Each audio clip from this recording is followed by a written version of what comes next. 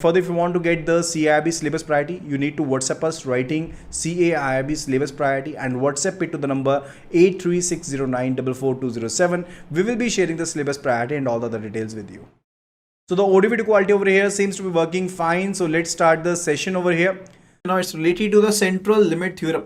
So what actually we covered in the last video, that I told you that if the population is normally distributed, I just told you that if the population is normally distributed, in that case we inferred two things. What were those? First of all, mu, that is a population mean, that will be equal to what? That will be equal to mean of the sample itself. That will be equal to the mean of the sample itself. And the second thing that we inferred over here, that was related to the standard error, that was related to the standard error of the mean, that is sigma x bar, or we can mention it as S over here. That would be equal to what? That would be equal to standard error of the population divided by under root of n, and by the under root of n, and that is only and only in the case of the normal distribution, if the population is normally distributed. Okay, and we further solved a numerical based upon it. Then it is further related to central limit theorem. So what is central limit theorem? So it is a relationship between the shape of the population distribution and the shape of the sampling distribution of the mean. It is said to be what? It is said to be the central limit distribution. Central limit distribution. Okay, and what does it basically assures? It assures that as the sample size increases, the sampling distribution will approach the normality regardless of the shape of the population distribution. Regardless of the shape of the population distribution, it will basically approach the normality over here. So what do you mean by the normal population? That if it is symmetric around the mean itself, let me tell you that this is the mean of the population, and further, if my curve is symmetric around the mean, then it is said to be normally distributed. It is said to be what? It is said to be that the population is normally distributed. Let me tell you that if I just draw that the population is not distributed normally. If I say that the population is not distributed normally, the curve would be something like that. Let me tell you, let us take the case that the curve is that the population is not normally distributed, and here is the mean of the population, and here is the mean of the population. Now you can see that the curve is not symmetric around the mean. It is not symmetric around the mean. It is not basically normally distributed.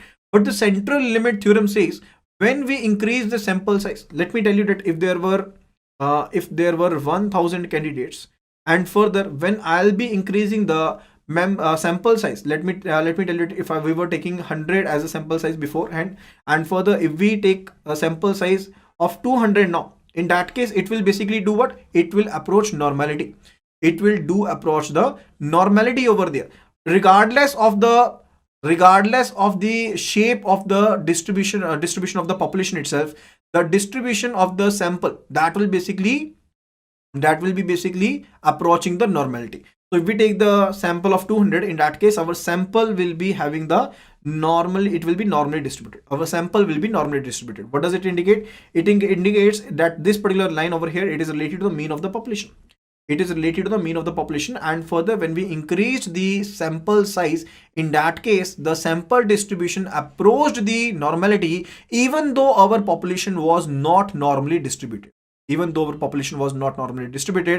when we are increasing the sample size, it will basically approach to normality. Okay, so that is related to what? That is related to the central limit theorem. Okay, so now let's have a look at the theoretical part over here. So it says relationship between the shape of the population distribution and the shape of the sampling distribution of the mean is called what? It is said to be the central limit of distribution. It assures as the sample size increases, the distribution of the mean approaches the normality. The distribution of the mean approaches what? It approaches the normality over here.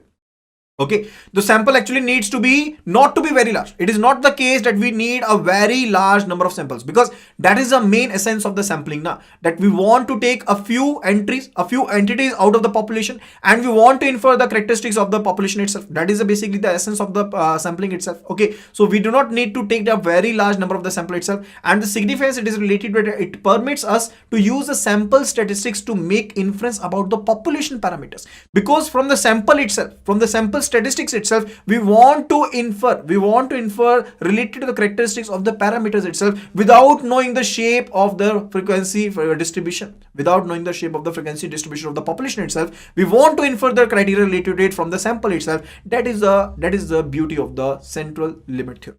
That is the beauty of the central limit theorem, that when the sample size increases, it basically the mean distribution approaches the normality. Okay. Now let me tell you, we have a question based upon over here, and let's have a look over here, and we will be solving this particular question. So under the central limit theorem, it is quite clear that even if we are having the normal distribution or a non-normal distribution of the population, we will be basically inferring the same in both the cases. X bar is equal to mu, and for the sigma, x bar is equal to sigma divided by under root of n. Now the question over here says distribution of annual earnings of all the bank tellers with 5 years of experience is given. So all the bank tellers who are having 5 years of experience, the distribution of annual earnings is given over there, and the distribution has a mean of 19,000. The distribution has a mean of 19,000 and the standard deviation of rupees 2,000 is over there. If we draw a random sample of 30 tellers, what is the probability that their earnings will average more than 19,750 over here? Now, first of all, do let me know that what does the value of 19,000 represent? What does the value of 19,000 represent over here? And what does the value of 2,000 represent over here? And for the n is given to be 30. That is quite clear over here, that n is what is related to, that it is related to sample size. So sample size over here, it is given to be 30 in this particular case. And 19,000 over here is related to what? It is related to the distribution as a mean. So it is a mean of what? Mean of population itself. So it is a parameter. So it's a parameter. So in case of population mean, it is represented by mu. So it will be mu is equal to 19,000. And further the standard deviation. Standard deviation is what actually? Standard deviation is sigma. Standard deviation is a sigma over here. So sigma is given to be what? It is given to be 2,000 in this particular case. And we need to tell what is the probability that their earnings will average more than 19,750. We need to tell what would be the probability that their earnings will be average will be more than 19,750. So let me tell the graph over here. So this is a graph over here, and we are having the distribution. Here we are having the distribution curve, and further here will be the distribution mean. Let me tell you that it is what? It is 19,000 over here. It is 19,000 over here, and for the 19,750 we need to check what would be the probability that their average earning will more than 19,750. So if we take that the 19,750 exists somewhat here, let me draw it on the plot itself. Let me plot it over here. So the 19,750 exists over here, that is this particular area. In that case, we are basically focused upon what area? We are focused about this particular area, because we want to get all those cases. We want to get the probability for all those cases where the average income will be more than 19,750 over there. Is that clear? So in this case, we covering it through the Z value. So Z value was equal to what? Kindly do let me know the formula related to it. Kindly do answer at the earliest. And we inferred related to whether it is normal population or not normal population. We can simply say that x bar is equal to mu, that is equal to what? That is equal to 19,000 over here. Okay. And for the second inference, it was related to sigma x bar. How we can do calculate? It is a sigma divided by under root of n over here. Sigma over here, that is a standard error. It is 2,000.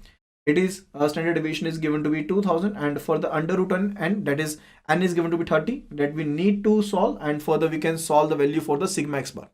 So what would be the value for z itself? Z value would be equal to x bar.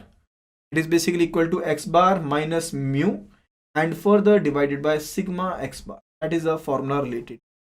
That is the formula related to it, related to z over here, that we need to solve. So what will be the value of the sigma x bar? First of all, we will be solving the sigma x bar value over here. So it comes out to be under root of 30. First of all, 30 under root, that comes out to be 5.477. So this value is equal to 5.477. So it is 2000 divided by 5.477. So it comes out to be 365.16. So sigma x bar is equal to 365.16. And we need to solve the z value. So z value is over here is equal to x bar, that is basically 19,750, because we want to consider for the 19,750 now. So if you want to calculate the probability related to 19,750, we will be basically considering x bar over here equal to 19,750 itself. So it will be 9,19750. Do not confuse it with this value. Do not confuse for this value. I just write it down for over here for the inference purposes. Over here we want basically we are concerned related to that what would be the number of the tellers which will be having the earnings beyond average earnings more than 1900 so it is 19750, and for the mu value it is 19,000. It is given in the question itself, it is 19,000, and divided by sigma x bar that we calculated, that is 365.16, and we can simply solve it. So it will be 19750 minus 19,000 divided by 365.16. The value over here comes out to be 2.05. So the z value over here comes out to be 2.05. The value over here comes out to be 2.05 in this particular case. So let us consider the z table over here. So if we look at the z table, here it is the value which is given, that is a 2.05. Let us have a look at the decimal parts over here so that we can locate it properly. Over here it will be this value. So this one value over here, that is 0.4798. That is 0.4798 value. So what is the probability related to it, that that we will be having the value of the average value greater than 19,750. So there is a simple concept related to probability, that the overall value of the probability is 1. The maximum value of the probability is 1 over here. So the value of probability varies from 0 to 1. Okay, so this is the maximum probability. So we already know the value up to this particular factor. So the value of up to this particular factor is, we already have come across, it is related to what? It is basically 0.4, it is what? It is a 0.47. It is that we calculated over here, that is a 0.4798. The value over here, it comes out to be 0.4798. The probability value against the z table, it is 0.4798 over here. So that would be basically what? That would be the answer related to it. That would be the answer related to it. So we were concerned related to that, what is the probability that our values can be greater than that of those, and here is the answer over here. Here we are having the answer related to that. Okay, is that particular part clear over here? So actually, let me draw in on the graph itself, and let me tell you the value. Let me draw on the graph itself again, and I'll be just explaining the curve to you again. So over here, we were having the distribution of the curve, and we were having the mean value given in the question itself to be 19,000, and we were concerned about the value of 19,750 and above. That what would be the probability that the average income would be greater than that of the 19,750 over there. That we are concerned about this particular area. We are concerned about this particular area where the average income is greater than 19,750. Okay. So we've got the answer as 0.4798. Got the answer as per the z value table. We got the answer as 0.4798. Okay. Now we are concerned about the probability. So what the value it would be? Over here we are having the z value at 0.4798, and we are concerned about the value above this particular factor. So this value is related to this particular factor. This is basically, this region over here is equal to 0.4798 in this particular case, particularly to this particular factor over here. Because each of the factor is having 0.5 of the values, is having 0.5 of the values over here for this half itself and for the other half itself. So if we are saying normal distribution, or even if we are saying non-normal distribution, we already said that if we basically reach the normality, when we increase the sample size, we basically reach what? We reach the normality over here. Okay, so over here we are having this half, and further we are having this half. This half is having the probability of 0.5. This half is having the probability of 0.5. In total, we are having probability equal to 1. In total, we are having the probability equal to 1. Now we are concerned about what? We are concerned about that we will be getting the values above that particular factor of 0.5 over here. Okay, so it will be it will be basically 0.5 minus the 0.4798. It will be the value 0.5 minus 0.4798. Okay, so that will be related to what? That will be related to the second half that we are considering, that this value basically this value purposely that we need to calculate. Is that clear? Okay, so that would be the answer over here. That would be the answer over here. That is 0.5 minus 0.4798, and that comes out to be 0.0202. 0.0202, and if we convert it into percentage, that will be 2%. That is 2.02%. What is the probability that the average income would be greater than 19,750 over here? 2.02% is the probability. 2.02% is the probability over here. Is that clear? Okay. Now let's move to the next concept that we'll be covering. next concept that we will be covering, that is related to the relationship between the sample size and the standard error. Relationship between the standard size and the sample error. Now, I just let me first of all give you some impression related to this particular topic over here. That if we are having the distribution curve like this for the sample distribution, and further for the population mean, we are this basically line is representing what? This particular line is representing the population mean over here. This particular value is representing population mean over here. Okay. Now over here, when we will be increasing the sample size, when we will be increasing the sample size, definitely this dispersion will decrease. Definitely this dispersion will decrease, because if we are having the 100 persons, let me take the case that we are having n, that is a parameter, that is a population size equal to 100, and we take 10 values out of it, and we take 10 entities out of it, that is small n is equal to 10 over here. The dispersion could be wider. The dispersion could be wider. It might be the case because it is error by chance. It is error by chance. Okay. And further, if we increase the n to 50 over here, if we increase the n to 50 over here, definitely our statistics will approach the parameters over there. Our statistics are approaching the parameter. Definitely our dispersion will decrease. Okay, so what does it indicate? That if the dispersion of the sample means around the population's mean decreases, it means the values taken by the sample means tend to approach the population mean. So if the dispersion is more, it means what? It means that the sample statistics are wider separate, and the sampling itself is having the different entities over there which are not covering each and every aspect of the population itself. It indicates that. It indicates what? If I say that the sigma x bar in one situation is greater than that of the sigma x bar in the another situation, what does it indicate? It indicates that this particular sigma x bar 1 is basically more dispersed. It is more dispersed, whereas in the case of the sigma x bar 2, which is having the lesser value, we can say there is lesser dispersion. So that is a relationship between the sample size and the standard error. I'm going to explain it again. I'm saying that if our dispersion is less, what does it indicate? It indicates that the sample mean around the population mean decreases. It means the value taken by the sample mean tends to approach the population mean.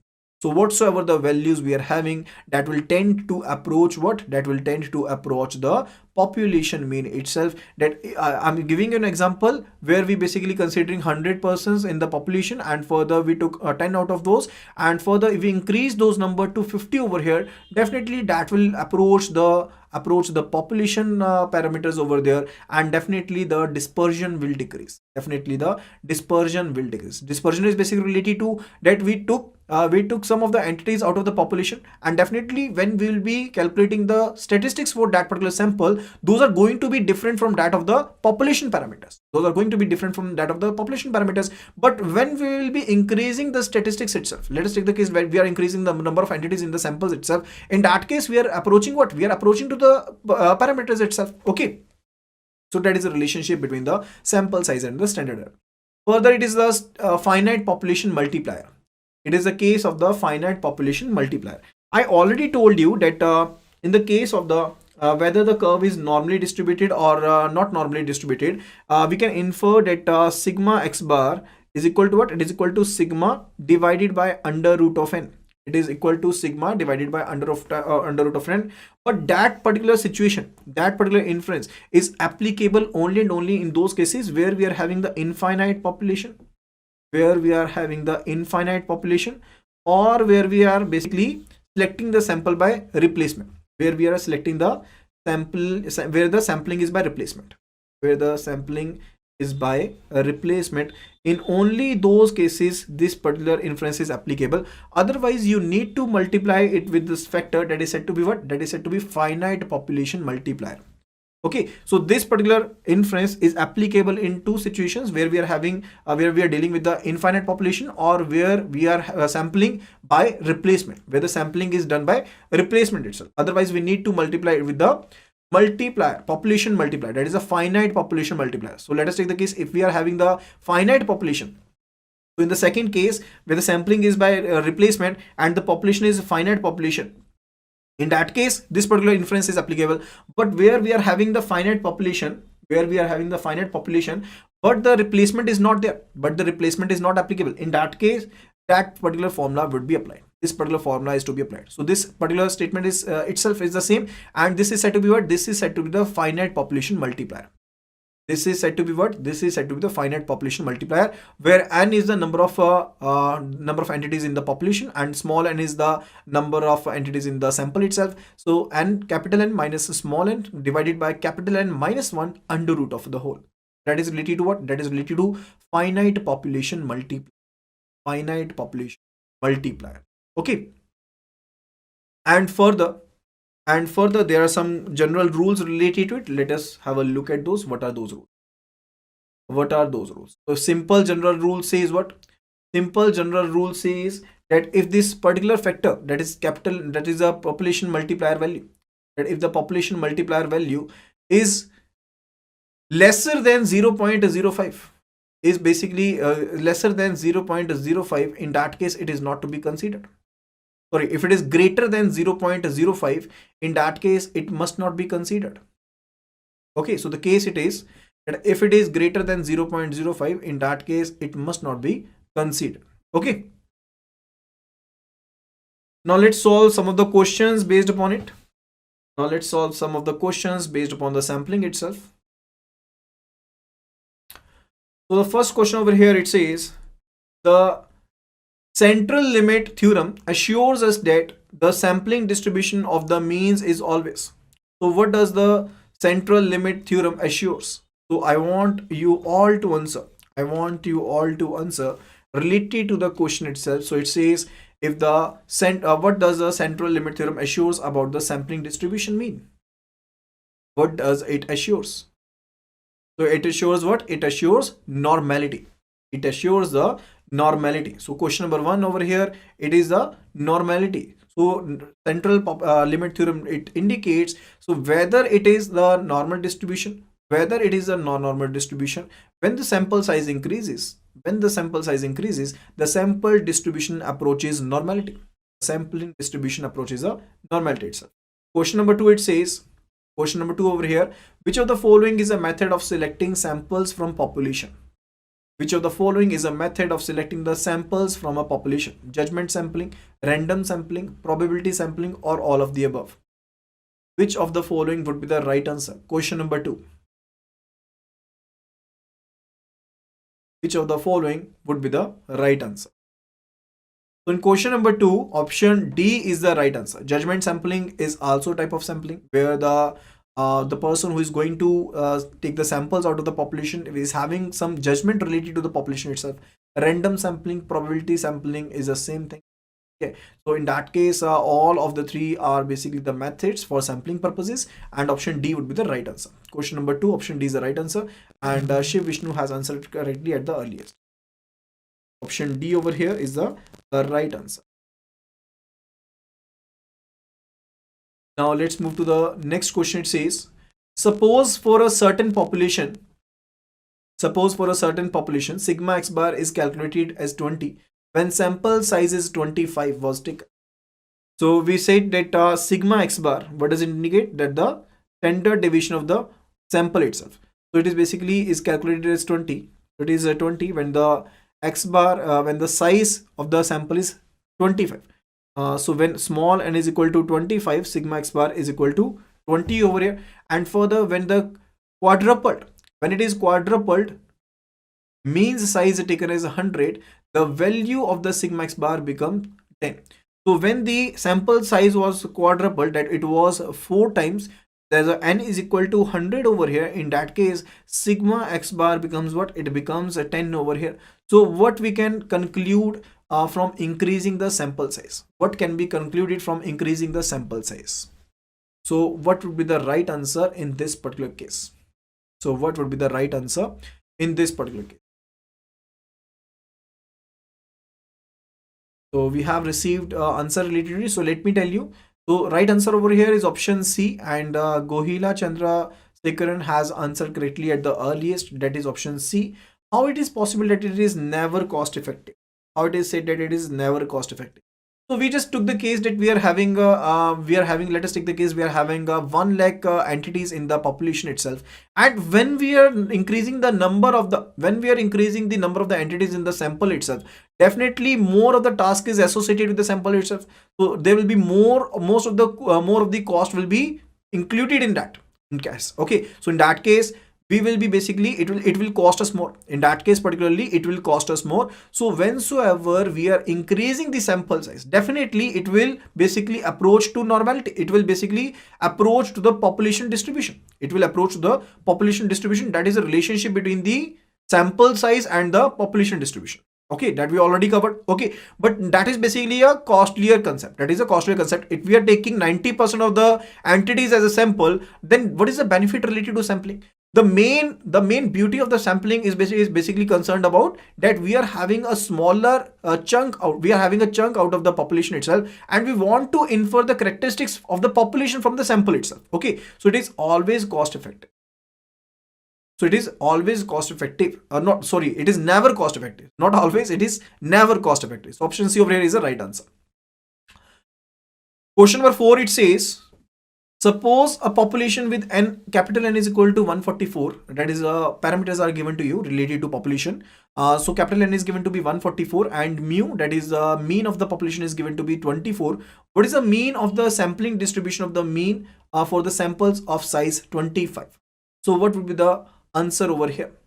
So what would be the answer over here? So we have got our answer over here because this question is particularly quite simpler.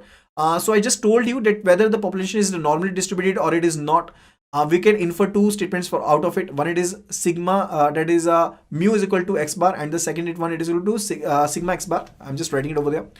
So x bar is equal to mu, that is the first inference, and the second, that is a sigma x bar is equal to sigma divided by under root of n. Okay, so these are the inferences that we can draw. So option A over here is the right answer. Option A over here clearly is the right answer, that is 24 is the right answer. Now let's move to the another question. It says, in which of the following situations, would the formula, that is sigma x bar is equal to sigma under root n, be the correct formula to use computing? So I have already told you, when the sampling is from infinite population, when we are sampling from infinite population, or when we are sampling from finite population with replacement, in that case this formula is appropriate. In that case this particular formula is appropriate. Otherwise, if you are having a finite population, in that case you need to multiply it with what? You need to multiply it with the population multiplier. Okay, so that is related to it. So option D over here is the right answer. Option D over here is the right answer. So Gohila Chandra and further Mahesh Kumar have answered correctly at the earliest. So option D over here is the right answer. Option D over here is the right answer. Okay, now let's move to the next question. Question number 6, it says, in a normally distributed population, the sampling distribution of the mean, in the normally distributed population, the sampling distribution of the mean is normally distributed, has a mean equal to population mean, has a standard deviation equal to population standard deviation divided by the square root of the sample size, or all of the above. So which one of the following would be the right answer? In the case of normally distributed population, the sampling distribution of the mean, we need to tell about it is normally distributed or not. Yes, definitely in that case it is normally distributed, and further has a mean equal to the population mean, that we already covered, and also sigma x bar is equal to sigma divided by under root of n. So all of these are correct. So option D over here is again the right answer. Question number 6 over here. So Gohila Chandra has answered correctly again at the earliest. Option D is the right answer. Question number 7, it says, the finite population multiplier does not have to be used when the sampling fraction is greater than 0.05, greater than 0.5, lesser than 0.505, or greater than 0.9. In what case the finite population multiplier does not have to be used? It should not be used when it is greater than, it should not be used when it is greater than 0.05. It must not be used when it is greater than 0.05. Okay, because when it approaches to 1,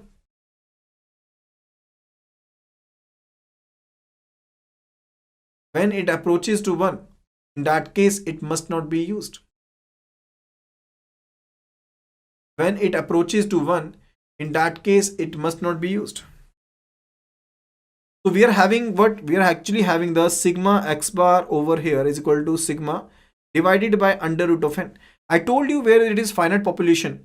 In that case, it is to be multiplied with the multiplier itself, that is a capital N minus n, and for the capital N minus 1 and under root of it.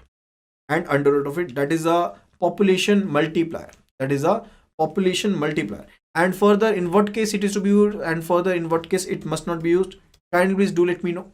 I just told you that if the population is infinite population, or the second case it is, the first case it is when it is a population with infinite population from where we are sampling, and for the second case it is when we are having the finite population, but the sampling is to be done with the replacement itself. In that case particularly, we can say that we need not to multiply it with the population multiplier. But the case where it is, where we are having the finite population, in that case in that case, if it is it is basically approaching to 1 over here.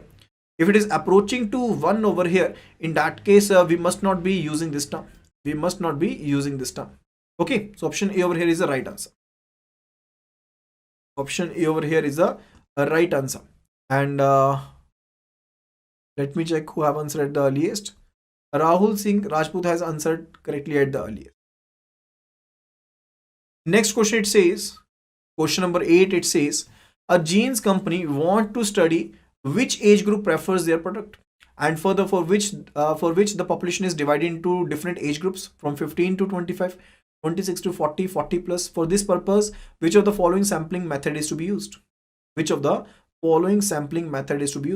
Simple random sampling, systematic sampling, stratified sampling, or cluster sampling?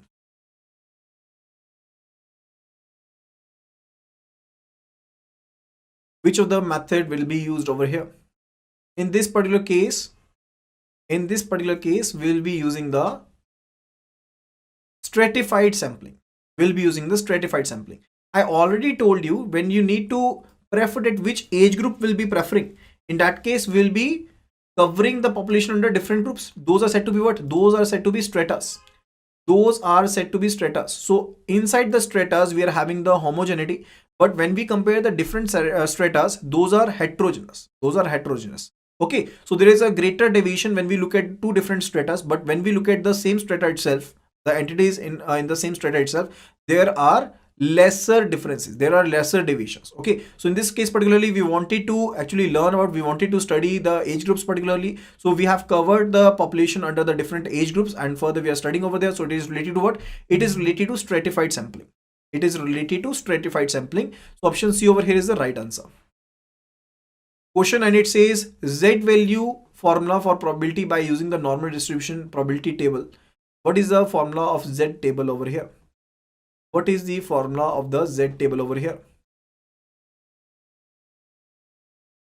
do answer at the earliest. What is the formula of the Z value? It is equal to x bar minus mu and further divided by sigma x bar.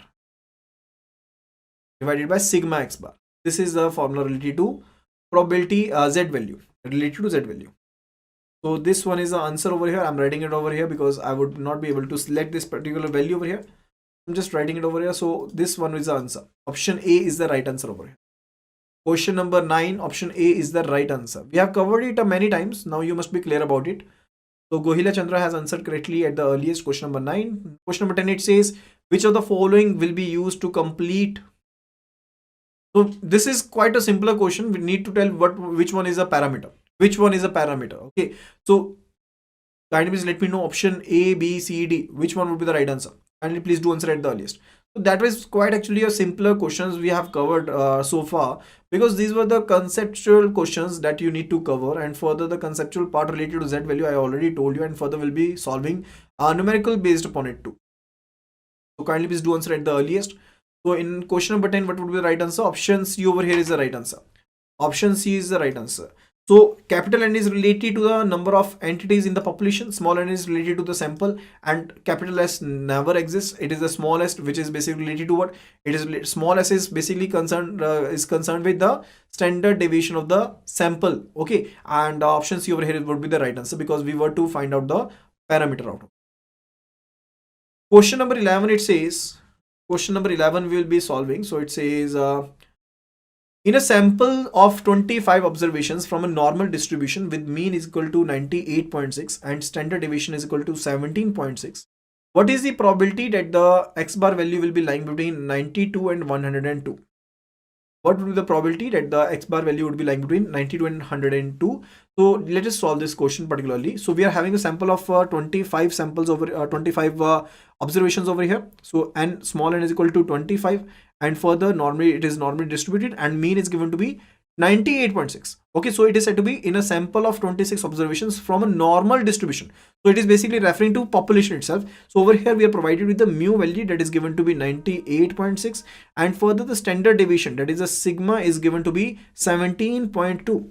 Okay, so we need to tell the probability between the 92 and 102. So we'll be calculating the z value over here. So for the 102 x bar and further for the 92 x bar. So for the z value we are having the formula related to, let me write over here. So it is equal to x bar minus mu divided by sigma x bar. So we can do calculate the sigma x bar from here. So sigma x bar is equal to, because it is normally distributed, so sigma divided by under root of n. So sigma over here it is 17.2, n is 25, under root of 25 is equal to 5. So it is 17.2 divided by 5. So it is 17.2 divided by 5, so it is equal to 3.44. So it comes out to be 3.44.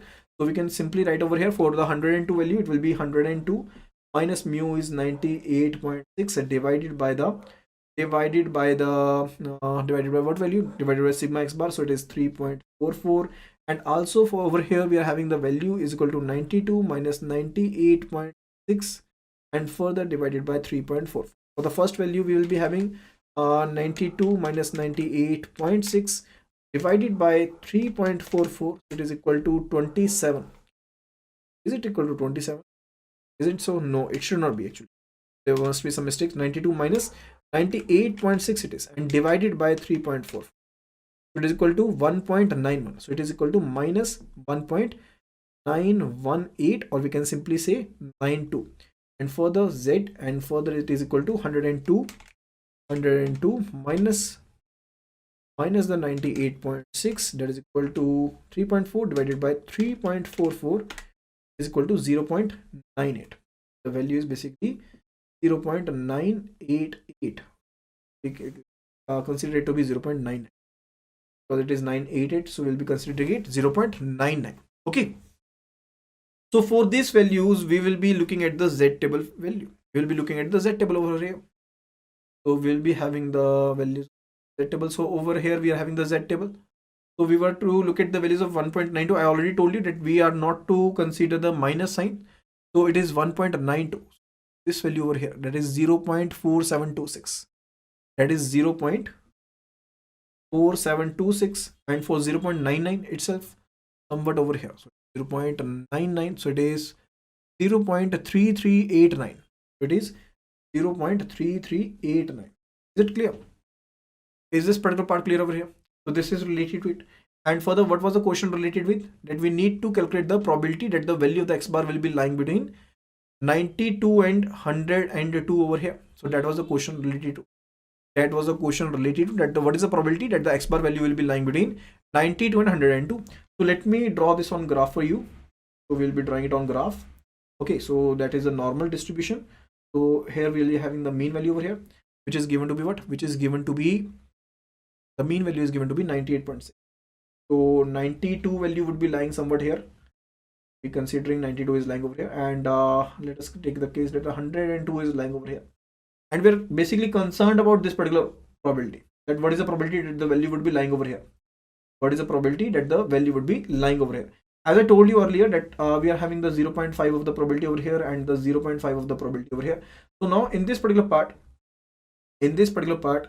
we are having the probability over here related to 0.5 probability that is related to concerned with this particular portion over here. That was related to this particular portion. So over here we are further having the value of the related to minus 0.4726. The probability over here, it is basically minus 0.4726. So over here we will be calculating what? We will be adding it up to the value. We will be adding this up value so as to get the total of the factor over here. So as to get the total of the factor over here. Okay, so we'll be adding these two value when we are to get the value in between of the two values. In between of the two values, you need to remember this thing. So we'll be simply adding up these two values. So it will be 0. So it is a 0.4726 plus 0.3389. So it comes out to be 0.8115. So it is a 0.8115. So what is the probability? So it is 81.15% is the probability over here. So it is a probability, simply we can say, or the probability is basically lying between 0 to 1. So it's based on the, actually depends upon the question itself. So what will the probability related? Let me tell it have right or not. So 0.3889 plus 0.4726. So it's 8.8615. 8615. Okay. So that would be the answer related. 0.4726 plus 0.3889. Yes, it is 8615, not 8115. It is 861. Okay. Now the next part of the same question over here, we need to find the corresponding probability given a sample of 36. Now the sample size increased to 36 over here. Here we are having the sample size equal to 25. Now the second part, it is basically changed to 36. In that case, we are having the n equal to 36. Over here we are having the value equal to 17.2 divided by 6 over here. So the value would be equal to 17.2 divided by 6, and it comes out to be 2.86. Over here, instead of 3.44, we are having the value related to 2.86 over here. 866 over here. So I'm writing it over here. For n equal to 25, we were having the value 0.8615, and further when we are having the sample size equal to 2.86 over here. So in that case, we'll be dividing the values over here. The same values to be divided, but okay, so 92 minus the 98.6 divided by 2.87 and 2.87 will be, we will be basically solving this. We'll be basically solving this. So it is 92.6, 92 minus the 98.6 divided by 2.87, that comes out to be minus of 2.29, minus of 2.99, or we can say 2.30, or we can say 2.30 over here, 2.30, and further lesser than z, and further 102 minus 98.6 divided by 2.87 again. So it is 1.185, or we can say 1.19. We can say 1.19. So these are the values over here. So these are the values over here for which we need to locate the z values. So now we'll be looking at the z table over here again. So the values over here that we need to locate, it is 2.30. So 2.300 is given over here. So it is 0.4893. So it is 0.4893. And further, the other value, it is equal to 1.19. 1.19 would be over here, that is 0.3830. 0.3830. So what would be the overall probability? It will be 0.4893 plus 0.3830. The answer comes out to be 0.87. So answer comes out to be 0.8723. Is that clear? So when the sample size is increasing, basically we can infer that our probability also increases related to that. Okay. In exam itself, they will be providing with the values. Otherwise, the options would be based upon the z value itself. Otherwise, the options would be based upon the z value itself. Either they will be providing to you the values, or they will be basically putting up the options based upon the question itself. No, negative values should not be considered. The negative part is not to be considered in the z table itself. It is not to be considered. So now let's move to the last question over here. That is question number, not the last actually. Let's move to the question number 12 over here. That is that says question number 12. Kamala, an auditor for a large credit company, knows that on average the monthly balance of any customer is 112. So the average balance is given to be 112 for the population. So the mu is given to be 112 over here. And further we are provided standard deviation is 56. So sigma is given to be 56. And further it is said that if she audits 50 randomly selected accounts, that is small n is if it is equal to 50 over here, what is the probability that the sample average monthly balance would be lying between the below 100? So first of all we need to tell that what will be the probability that it will be lying between what? It will be lying below 100 over here. Okay, so first of all we need to tell if the z is lying below 100 over here, that is the probability related to it. Over here we will be calculating the z value, that is basically related to, we need to calculate the sigma x bar. So sigma x bar is equal to sigma divided by under root of n over here. So now it is basically when no population is given over there, will we take it as infinite population, and for infinite population that formula will work. So it is equal to what? It is equal to sigma divided by under root n. Sigma divided by under root n. Sigma is given to be what? Sigma is given to be 56. N is equal to 50. So 50 under root it is equal to 7.071. 7.071. So 56 divided by 7.071. So the answer comes out to be 7.92. The sigma x bar, the answer is 7.92 that we calculated. For the it is equal to mu that is x bar, which is 100 over here. 100 minus the mu, that is 112, divided by 7.92, and that would be the answer related to it. So it will be 100 minus 112 divided by 7.92, that is equal to 0.15. So we are having the z is lesser than 0.15 in this particular. And what do we actually require? Actually, in the graph itself, if we plot this particular distribution, is something like that. This is something like that. And further, we are having the mean value equal to what? We are having the mean value equal to 112. So it will be lying, 100 would be lying somewhat over here. Let us take the case that 100 is lying over here. Over here we are having the probability of 0.5. Over here we are having the probability of 0.5. And further it is a value over here which is given to you. And further we will be looking the z table value over here first of all. So it comes out to be what? It comes out to be 0.1515 it is. So it is 0.152. So it is 0.15. Sorry, I just made a mistake over here. So it is minus 1.51, or we can say 0.1 minus 1.52. We can say it is minus 1.52. So we will be looking at the factor over here. So it is minus 1.52. Let us consider the z table value 1.52. So it is somewhat over here, that is this particular value 0.4357. 0.4357. And we are concerned about what value? What value will be lesser than this? So we will be basically subtracting it out of 0.5. So 0.5 minus 0.4357. So 0.5 minus 0.4357. That is equal to what? That is equal to 0.06. Is equal to 0.0643. So it is what? The answer would be 6.43%. The answer over here will be 6.43%. Is that clear? So for question number 12, A part answer, it would be 6.43%. And what would be related to the second part over here? So now for 100 you have already calculated. So for the 100, actually the value you already calculated, the z value came out to be minus 1.52. For 100 we calculated the z value.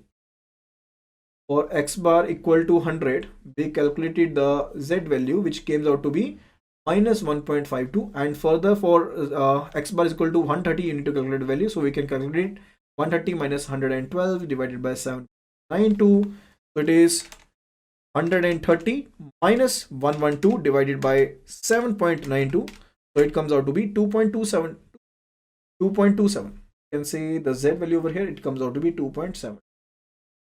2.27, not 0.72, it is 2.27. Now we'll be looking at the factor value over here that is related to z value. So it is 2.27. So somewhat over here.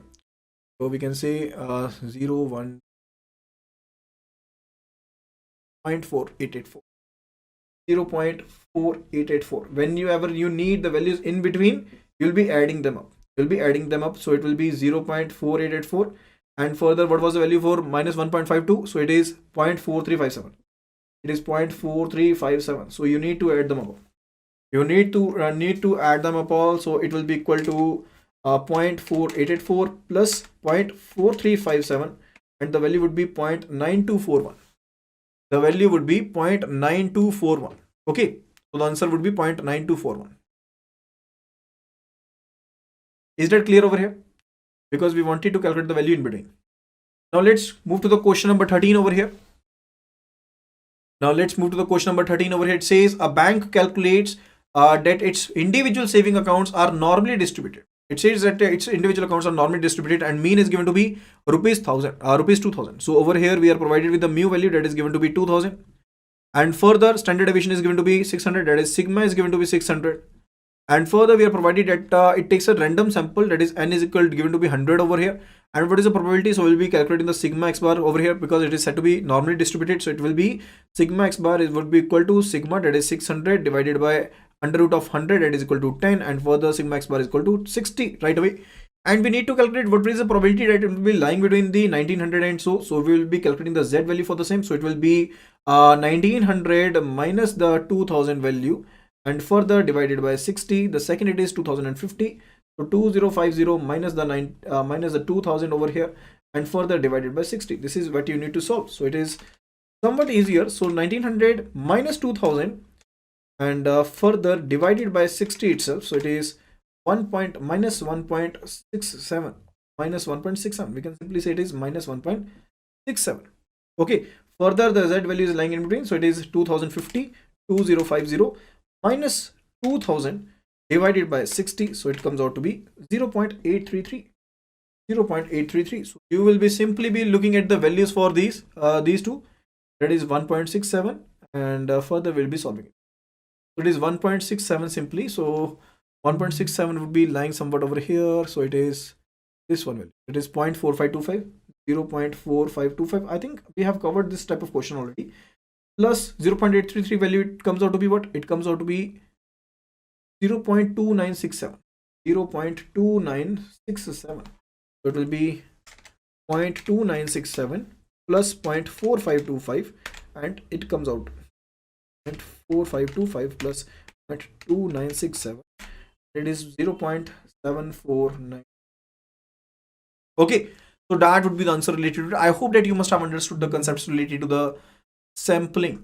Okay, in next video we will be covering related to the correlation and regression. Again, a quite important unit over there. And further, if you're liking our video, तो video को share जरूर करना अपने friends के साथ, colleagues के साथ. And हमारे चैनल को अगर अभी तक सब्सक्राइब नहीं किया तो फटाफट से चैनल को सब्सक्राइब कर लीजिए. बेल नोटिफिकेशन आइकन को क्लिक कर दीजिए ताकि जब भी हम कोई नई वीडियो अपलोड करें आपको उसका नोटिफिकेशन मिल पाए.